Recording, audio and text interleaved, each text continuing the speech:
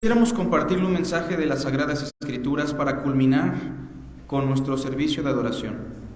Antes, me gustaría invitar a los pequeñitos a que pasen a su clase con sus maestras, por favor, en la parte de atrás. Su maestra es Betty, se pueden acercar con ella y en la parte de atrás van a tener una clase. ¿Sale?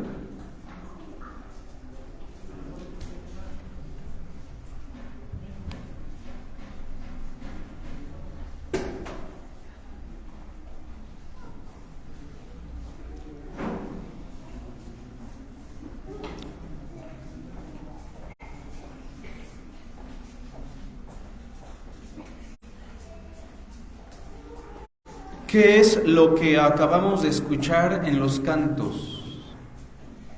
¿Es una fábula? ¿Es un cuento interesante, lleno de tragedia, lleno de alegría? No, no lo es. Hablar de Jesús de Nazaret y de su sacrificio es hablar de un evento histórico que ocurrió aproximadamente hace 2000 años en la tierra de Judea, en la capital, Jerusalén. Es hablar de un evento geográfico, puesto que la ubicación no es una fantasía, es un lugar que existe en la actualidad. Hablar de Jesús es hablar de la culminación de la revelación de Dios, es hablar de la plenitud de lo que Dios anunció desde las Santas Escrituras de antaño. Hablar de Cristo es hablar de la verdad. Y hoy queremos compartirle un mensaje que tiene que ver con Jesús y la salvación del ser humano.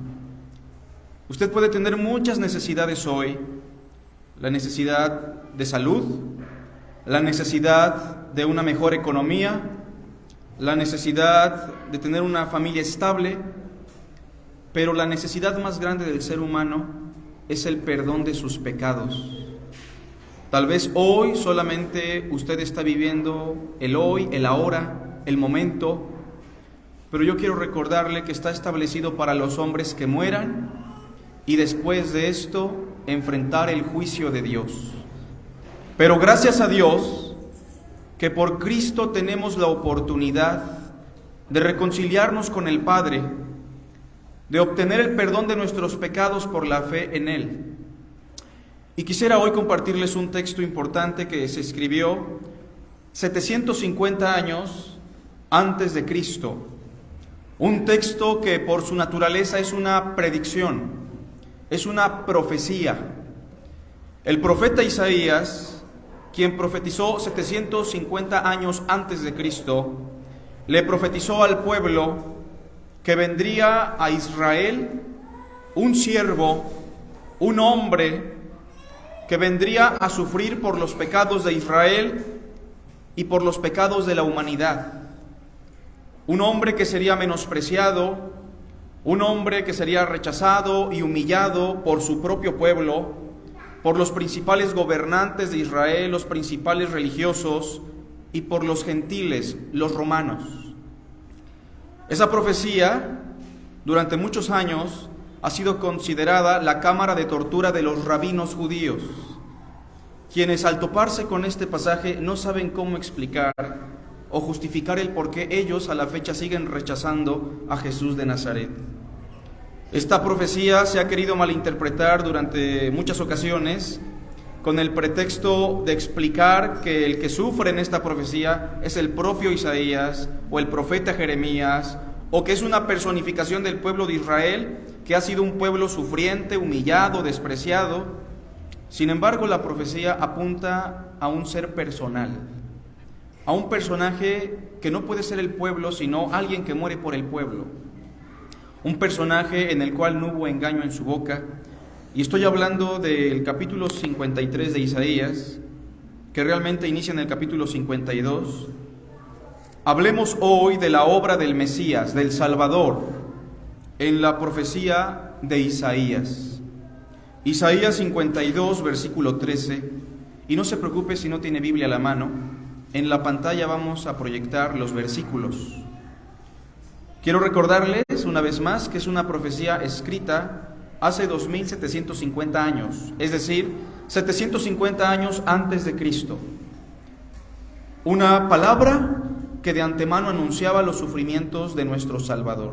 Por eso decimos, hablar de Jesús es hablar del cumplimiento profético, es hablar de lo que ha cambiado el rumbo de la humanidad. Y usted cree en Jesús o no lo crea, Jesús ha cambiado el rumbo de nuestra historia.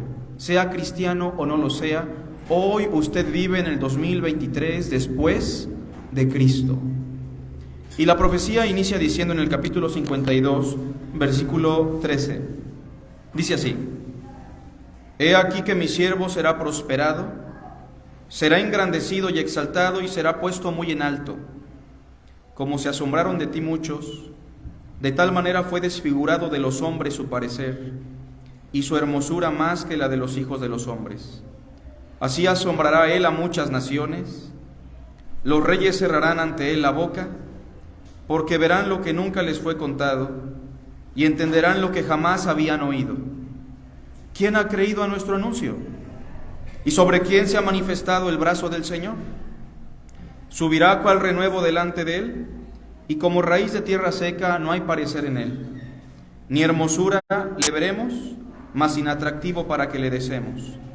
Despreciado y desechado entre los hombres, varón de dolores, experimentado en quebranto, y como que escondimos de él el rostro.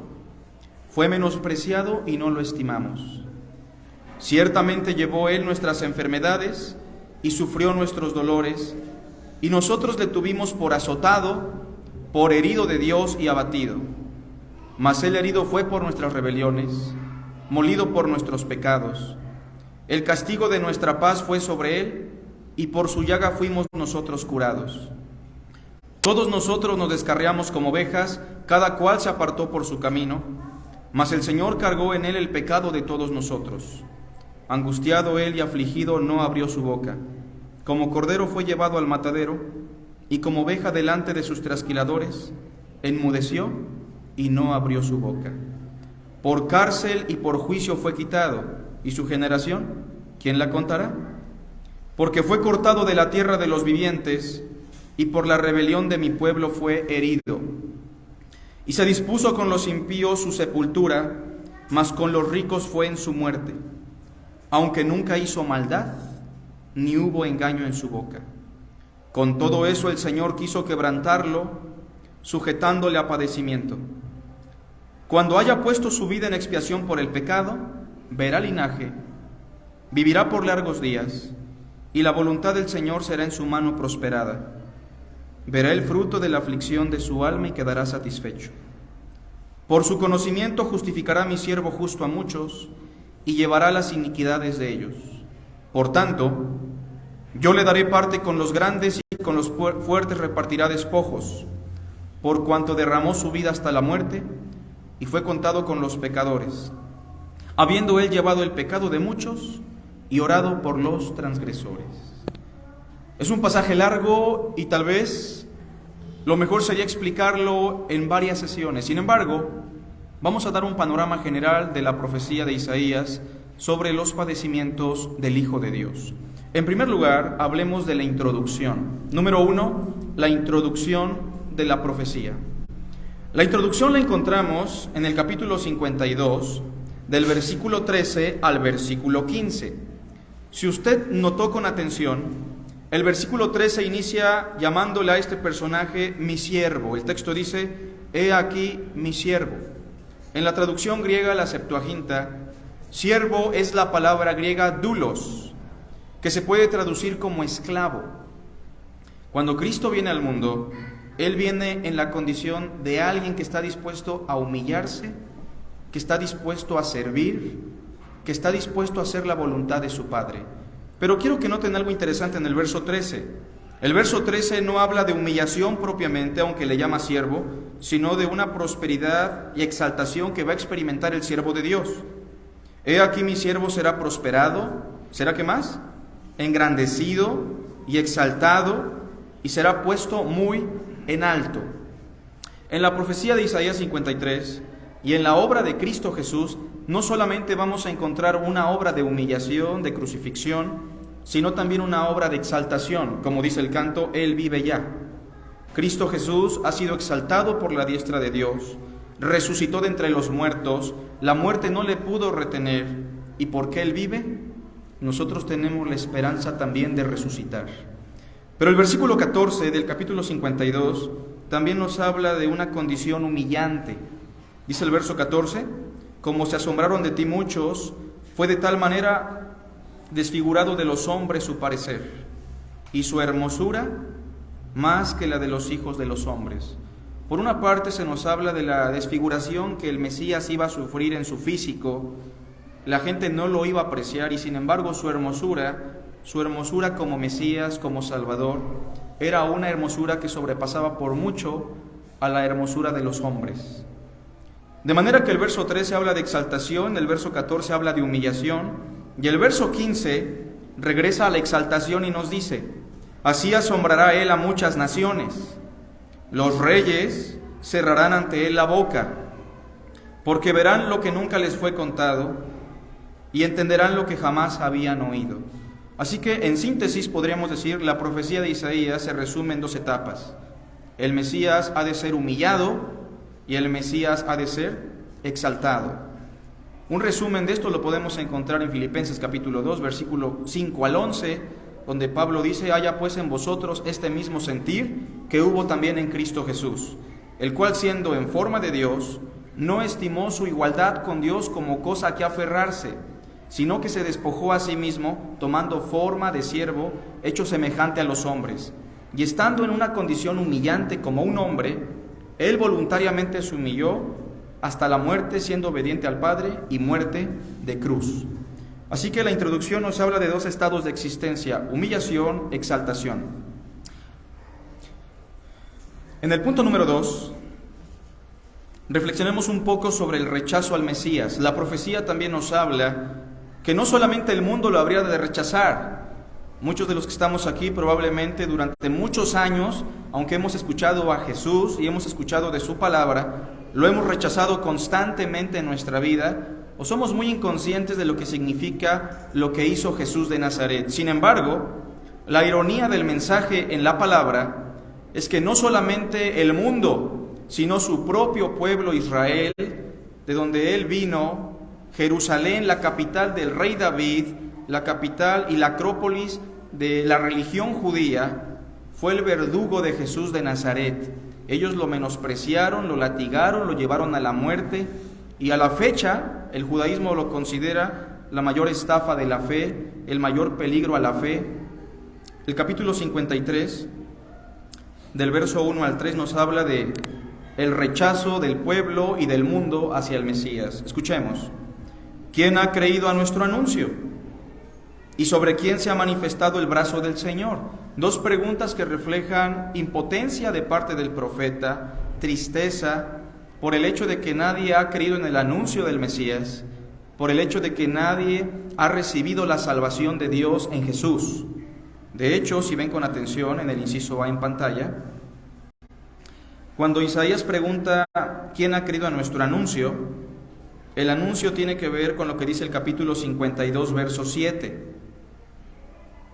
El texto dice así: cuán hermosos son sobre los montes los pies del que trae alegres nuevas, del que anuncia la paz. El anuncio de salvación es un anuncio de paz. Del que trae nuevas del bien, del que publica salvación, del que le dice a Sión: tu Dios reina. Es un mensaje de salvación, de paz, de gozo, de bien. Es el mensaje del reino, que Dios se ha acercado al hombre en Jesucristo para que el hombre pueda tener una relación con Él. Y la segunda pregunta del capítulo 53, verso 1, ¿y sobre quién se ha manifestado el brazo del Señor? Primero me gustaría explicarles que Dios no tiene cuerpo. Dios es espíritu y no tiene limitantes. Cuando el texto dice sobre quién se ha manifestado el brazo del Señor, es una forma de decir ¿y quién ha sido salvo? ¿Y quién ha recibido la salvación? De hecho, en el inciso B de nuestro punto número 2, si se dan cuenta, en el capítulo 52, versículo 10, se explica claramente lo que significa el brazo del Señor. Dice así el texto: el Señor desnudó su santo brazo ante los ojos de todas las naciones, Es una expresión figurada para hablar de la salvación de Dios. Se explica inmediatamente: y todos los confines de la tierra verán la salvación del Dios nuestro. Las preguntas del capítulo 53, verso 1 son preguntas de dolor. ¿Quién ha creído a nuestro anuncio? ¿Y sobre quién se ha manifestado la salvación de Dios? En el inciso B se nos habla de la condición humana por la cual el Mesías fue rechazado. Capítulo 53, por favor, versículo 2 en adelante. Subirá cual renuevo delante de él, es decir, como una raíz, el Mesías va a crecer delante de Dios, como un retoño de esperanza en un pueblo que era como un árbol seco. Y como raíz de tierra seca, no hay parecer en él, ni hermosura le veremos, mas inatractivo para que le deseemos. El Mesías no era espiritualmente atractivo para la religión, para la gente de su época. ¿Quién era Jesús? El hijo de un carpintero. El Salvador nació en la familia probablemente más pobre de la época. Quienes no pudieron planear su nacimiento no tenían una buena economía. Quienes dieron a luz en un pesebre con los animales, quienes fueron rechazados por su condición, quienes ofrecieron unas palomitas como ofrenda a Dios por el nacimiento de su hijo. Jesús de Nazaret, quien predicaba: el tiempo se ha cumplido y el reino de Dios se ha acercado, y su compañía eran publicanos, rameras, pecadores, gente del vulgo y sin letra. No había un atractivo para la gente religiosa de la época, que estaba acostumbrada a rabinos con buena ropa, a religiosos que tenían una fachada religiosa. Jesús de Nazaret no fue atractivo espiritualmente para su pueblo. Fue como una raíz de tierra seca, dirá el verso 2. Verso 3 dice también: despreciado y desechado entre los hombres, varón de dolores, experimentado en quebranto, y como que escondimos de él el rostro. Si se dan cuenta, Isaías no solamente está profetizando lo que el Mesías iba a sufrir.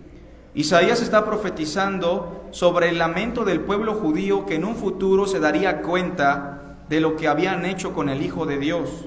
Es el pueblo diciendo en el verso 3: como que escondimos de él el rostro, fue menospreciado y no lo estimamos. Nosotros la hemos regado por completo. Fue el Hijo de Dios quien vino a nosotros y nosotros lo hemos menospreciado y lo hemos llevado a la muerte. Punto número 3 de la profecía. Isaías también nos explicará la verdad sobre la humillación del Mesías. Tal vez usted ha de pensar que el Mesías murió porque no le quedó de otra, porque los romanos fueron más fuertes, porque la multitud gritó: crucifíquele. Sin embargo, el Mesías no murió porque lo asesinaron. Eso lo quiero dejar muy en claro. Jesús murió porque él mismo dijo: yo pongo mi vida, nadie me la quita. Tengo poder para ponerla y tengo poder para volverla a tomar. Él tenía que morir para que se cumpliesen las Escrituras, que Cristo moriría por nuestros pecados conforme a las Escrituras. Oh insensatos y tardos de corazón, para creer todo lo que los profetas han dicho, dijo Jesús. ¿No era necesario que el Cristo padeciera estas cosas y que entrara en su gloria? Y comenzando desde Moisés y siguiendo por todos los profetas, les declaraba en todas las Escrituras lo que de él decían. Así que la verdad sobre su muerte la tenemos en el capítulo 53, del verso 4 al versículo 6. Leamos con atención. Ciertamente llevó él nuestras enfermedades y sufrió nuestros dolores, y nosotros le tuvimos por azotado, por herido de Dios y abatido. Mas él herido fue por nuestras rebeliones. Esa es la realidad. Él si fue molido por nuestros pecados. Si es que tenemos paz, es porque él fue castigado por nuestra paz, y por su llaga fuimos nosotros curados. La realidad es que todos nosotros nos descarriamos como ovejas, cada cual se apartó por su camino, mas el Señor cargó en él el pecado de todos nosotros. Inciso A. El Mesías fue humillado. El Hijo de Dios sufrió en la cruz. Inciso A, porque él llevó nuestros dolores y nuestras enfermedades. ¿Sí recuerda usted que Jesús sanó a mucha gente? ¿Sí recuerda que sanó a la suegra de Pedro? ¿Que limpió leprosos? Yo quiero decirle, eso no fue gratis. Nada de lo que Él hizo en cuanto a los milagros fue gratis. Todo lo tuvo que pagar en la cruz. Todos esos milagros le cargaron factura al Hijo de Dios en la crucifixión. La enfermedad más insignificante que usted llegue a experimentar solo puede encontrar solución gracias a que alguien pagó por nuestros pecados. Dios el Padre no tiene la obligación de sanar a los pecadores, pero por amor y porque Cristo ha pagado por nosotros, nosotros muchas veces encontramos el alivio a nuestra salud. Inciso B, también Jesús sufrió por nuestra causa. Como lo dijo el verso 5, mas Él herido fue por nuestras rebeliones, fue molido por nuestros pecados. Inciso C, la realidad por la cual Cristo murió fue que Dios cargó en Él el pecado de todos nosotros. Yo quiero que hoy usted dimensione algo. Usted no solamente es un ser humano a la imagen y semejanza de Dios, esa es la grandeza del hombre, pero hay otra verdad. Usted y yo somos pecadores, hijos de Adán, proclives a la muerte, inclinados a la maldad, y la paga del pecado es la muerte. El hombre necesita el perdón de sus pecados, y solo por Cristo el hombre puede obtener el perdón, ya que Cristo cargó el pecado de todos nosotros. La muerte de Cristo fue dolorosa, más allá de los látigos, más allá de la corona de espinas, porque como veremos en el punto número 4, Isaías también explica el proceso que lo llevó a la muerte, y es increíble notar cómo Isaías explica con exactitud y con lujo de detalle el proceso que iba a llevar al Mesías a la muerte. Notemos, versículo 7, el texto dice: angustiado él y afligido, no abrió su boca. ¿Sí recuerda usted que lo interrogaron? ¿Sí recuerda usted que en la mayoría de las veces guardó silencio? Y que en muchas de las ocasiones lo golpearon, lo humillaron, y que como cordero mudo fue llevado al matadero, y como oveja delante de sus trasquiladores enmudeció y no abrió su boca. ¿Sí recuerda usted que lo encarcelaron una noche? ¿Sí recuerda usted que estuvo a través de muchos juicios con Herodes, con el Sanedrín, con Poncio Pilato? Versículo 8, por cárcel y por juicio fue quitado. ¿Y su generación quién la contará? Porque fue cortado de la tierra de los vivientes, y por la rebelión de mi pueblo fue herido. ¿Se acuerda usted que Cristo fue colgado juntamente con dos malhechores, dos criminales? Pues el verso también lo profetiza en el versículo 9. Y se dispuso con los impíos su sepultura. La gente lo quería sepultar con esos dos criminales. Pero sí recuerda que un hombre llamado José llevó el cuerpo a una de las tumbas que él tenía, un hombre rico. El texto también profetizó: mas con los ricos fue en su muerte, aunque nunca hizo maldad, ni hubo engaño en su boca. Punto número 4, hemos dicho el proceso que lo llevó a la muerte. Y en este punto hablemos de algunos aspectos importantes. Inciso A, la sumisión en medio de la angustia. Su angustia era grande porque él iba a pagar por los pecados de la humanidad. El primer Adán, el primer hombre que trajo el pecado, ahora en Cristo, el segundo Adán, la humanidad tiene el perdón de sus pecados. Hay una gran angustia en Cristo, pero Él es sumiso a la voluntad de su Padre. Inciso B, la cárcel y el juicio por la rebelión de su pueblo. Es por culpa de su pueblo y por el pecado de la humanidad que Él tuvo que experimentar este proceso doloroso. Inciso C, como hemos dicho, fue muerto con los impíos, pero sepultado entre los ricos. E inciso D, fue quebrantado por su Padre. Noten el verso 10, por favor. Con todo eso, el Señor quiso quebrantarlo, sujetándole a padecimiento.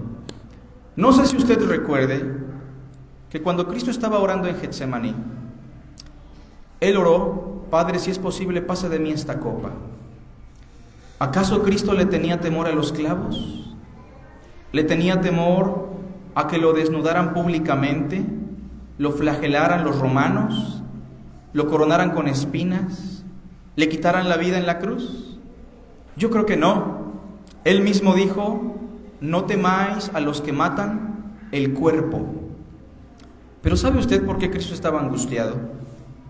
Porque la ira de Dios, el castigo que Dios tenía que cargar sobre los hombres por toda la eternidad, sobre millones de personas como usted y como yo, en un lapso de unas cuantas horas, tuvo que ser descargada sobre una persona, el Hijo de Dios.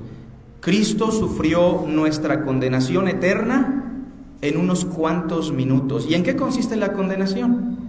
En la ausencia total de Dios. Dios mío, ¿por qué me has abandonado? ¿Realmente Dios abandonó a su Hijo en la cruz?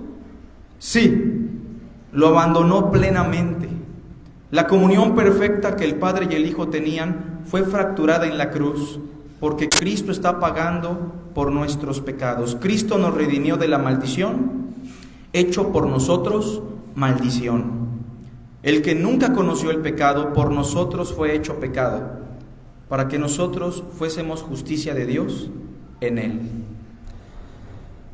Sin embargo, aunque Cristo sufre la crucifixión, sufre la ira de Dios, el juicio de Dios por amor a la humanidad, y aunque Él soporta con amor diciendo: Padre, perdónalos porque no saben lo que hacen, la muerte de Cristo no es todo en la obra de Jesús. Terminemos con el punto número 5. Isaías también profetizó los resultados de su humillación. Que Cristo haya sido humillado, haya sido muerto, tendrá sus resultados, dice el texto. Leamos del verso 10 al 12. Con todo eso el Señor quiso quebrantarlo, sujetándole a padecimiento. Cuando haya puesto su vida en expiación por el pecado, todos juntos, verá linaje. Vivirá por largos días, y la voluntad del Señor será en su mano prosperada. Verá el fruto de la aflicción de su alma y quedará satisfecho.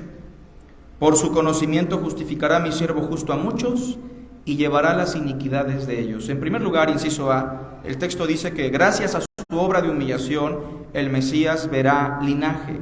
Pregunto yo, ¿quiénes somos todos aquellos que hemos creído en Jesús? Somos su linaje. Hoy Cristo en nosotros ve el fruto de la aflicción de su alma. Personas que han pecado, pero que por la fe en su nombre son redimidas. El texto también dice en el versículo 10 al final: vivirá por largos días. ¿Cómo es posible que va a vivir si ha sido muerto? El texto nos está hablando de la resurrección. El Hijo de Dios ha resucitado de entre los muertos y no volverá a experimentar la muerte. Inciso C, la voluntad de Dios será en su mano prosperada, y eso quiere decir que la voluntad de Dios la encontramos en la guía de Jesús de Nazaret. Inciso D, el texto también ha dicho: verá el fruto de la aflicción de su alma y será satisfecho. Usted hoy es valioso para Dios, sobre todo si usted cree, porque usted es el fruto de la aflicción de Cristo Jesús. Usted, una criatura valiosa por ser imagen de Dios, y sin embargo ser un pecador que ha puesto su fe en Cristo, usted es valioso para Cristo porque es el fruto de la aflicción de su alma. Inciso E, el texto dice que justificará a muchos a través de su conocimiento. El hombre no puede ser salvo solamente por escuchar cantos. El hombre necesita escuchar el mensaje de Dios. Por eso los cantos tenían un mensaje muy específico: que Cristo murió por nuestros pecados conforme a las Escrituras y que resucitó al tercer día conforme a las Escrituras. Si usted cree en ello, usted puede encontrar salvación. Y terminamos, como lo dice el texto: será exaltado, en el inciso F, lo más alto posible.